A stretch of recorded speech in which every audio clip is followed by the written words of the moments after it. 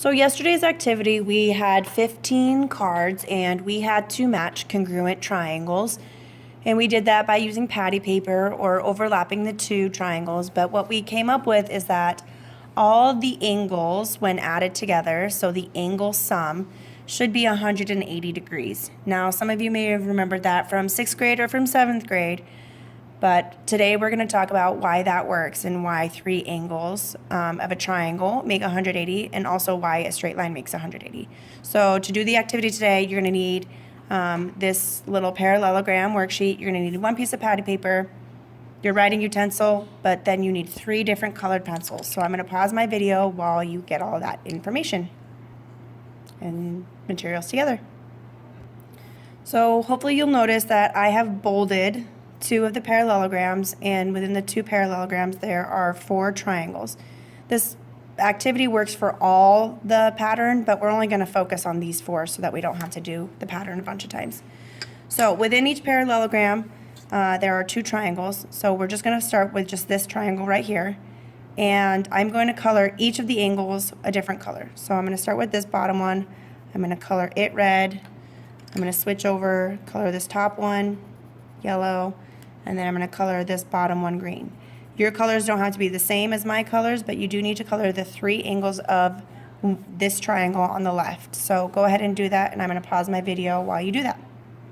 Okay, so we can see hopefully that we can use transformations to get this triangle to overlap on this triangle. So I'm going to get my patty paper, and I'm going to trace this outside triangle that we just colored, and I'm going to put an R in this corner for red, a Y in that corner for yellow, and a G in this corner for green.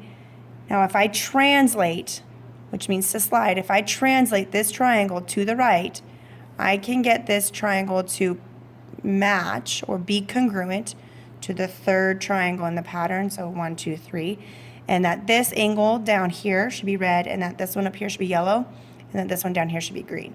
So I'm going to move my patty paper, and I'm going to color it red, and the top one yellow, and the one to the right green.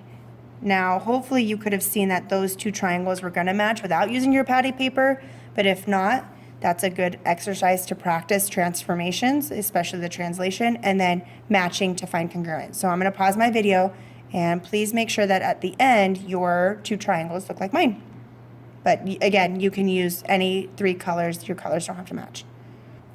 Okay, so this is where I left off, is that my 2 triangles here and here that are translations of one another, and that the red angles are congruent, the yellow angles are congruent, and the green angles are congruent.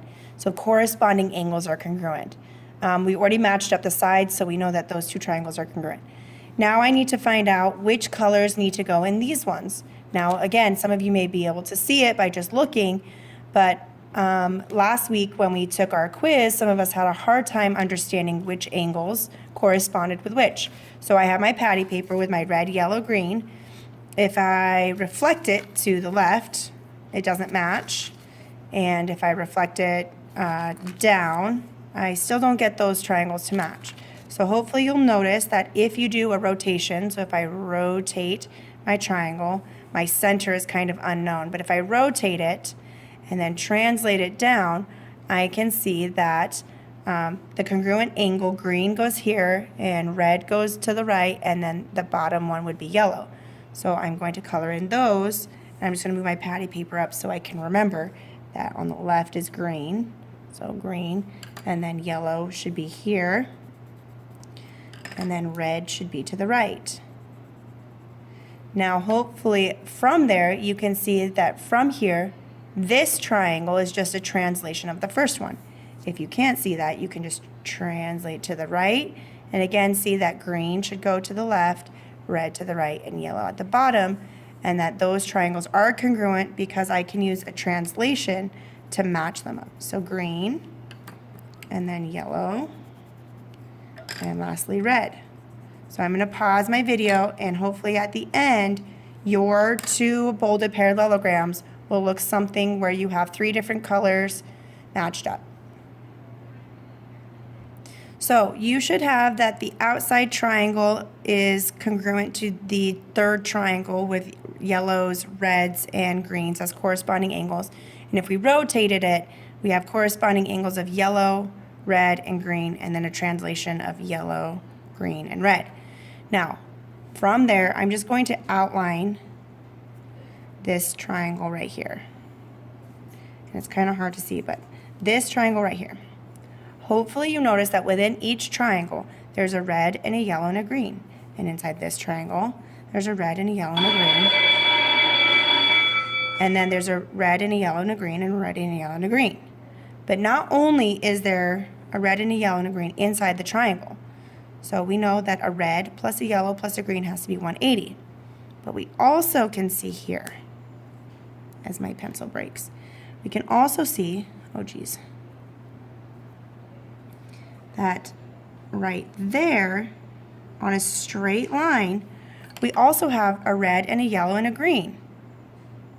So if on a straight line we have a red and a yellow and a green, and those are called supplementary because they make a straight line in 180 degrees, we then also know that inside this triangle, if there is a red, it's the same as this red.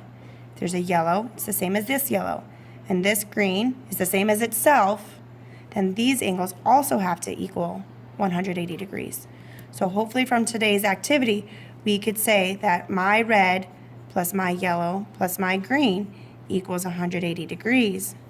And we can see that here at 180. We could also see it here at 180. And we can see it within each triangle, that each triangle makes 180 degrees.